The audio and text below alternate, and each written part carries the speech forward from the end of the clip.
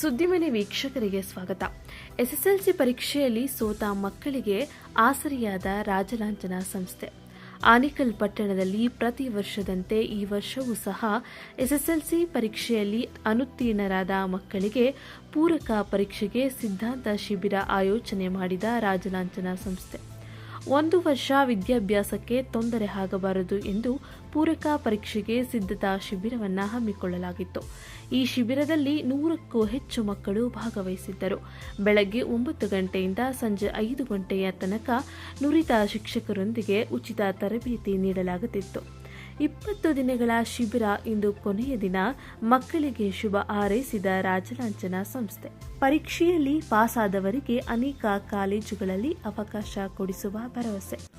ವಿದ್ಯೆ ಕಲಿತು ನಿಮ್ಮ ಕಾಲ ಮೇಲೆ ನೀವು ನಿಲ್ಲಿ ಎಂದು ತೆಲಗರಹಳ್ಳಿ ಗಣೇಶ್ ಮಕ್ಕಳಿಗೆ ಹಿತ ನುಡಿ.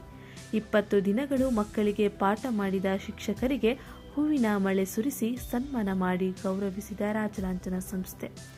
ಯಾವುದೇ ಅಪೇಕ್ಷೆ ಇಲ್ಲದೆ ಪಾಠ ಮಾಡಿದ ಶಿಕ್ಷಕರಿಗೆ ಧನ್ಯವಾದ ತಿಳಿಸಿದ ಸಂಸ್ಥೆಯ ಅಧ್ಯಕ್ಷ ತೆಲಗರಹಳ್ಳಿ ಗಣೇಶ್.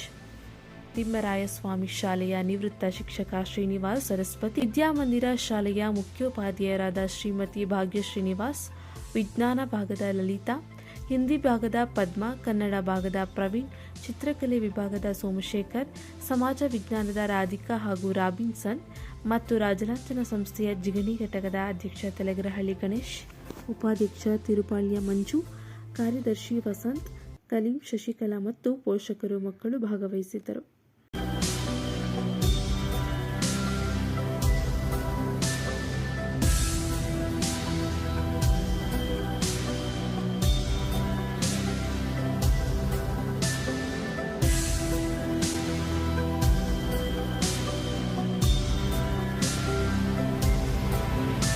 ನಮಸ್ಕಾರ.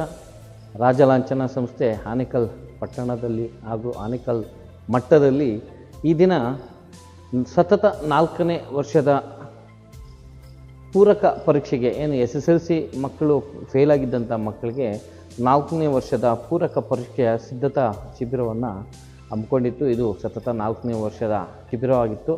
ಈ ಒಂದು ಶಿಬಿರದಲ್ಲಿ 115 ಮಕ್ಕಳು ಅಡ್ಮಿಷನ್ ಆಗಿದ್ದರು. ಒಂದು 20-25 ಜನ ಮಕ್ಕಳು ಕಾರಣಾಂತರಗಳಿಂದ ಬಂದಿಲ್ಲ.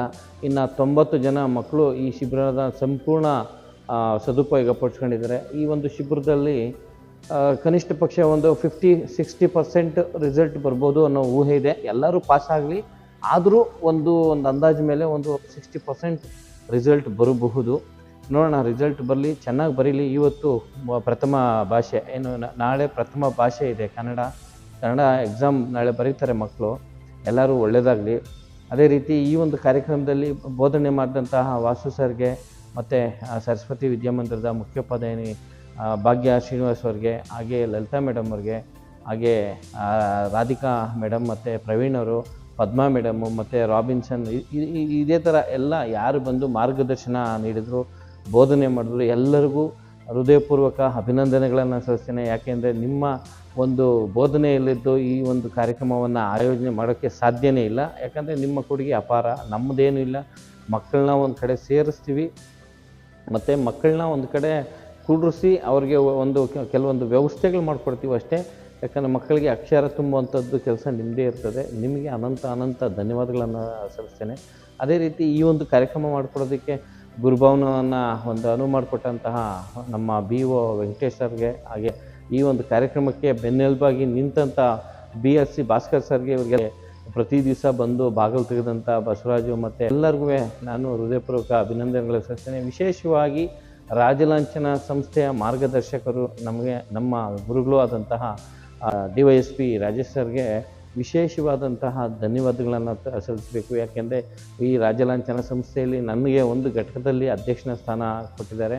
ಆ ಒಂದು ಸ್ಥಾನದಿಂದ ಇಷ್ಟೆಲ್ಲ ಕಾರ್ಯಕ್ರಮ ಮಾಡೋದಕ್ಕೆ ನನಗೆ ಒಂದು ಅವಕಾಶ ಸಿಕ್ಕಿದೆ.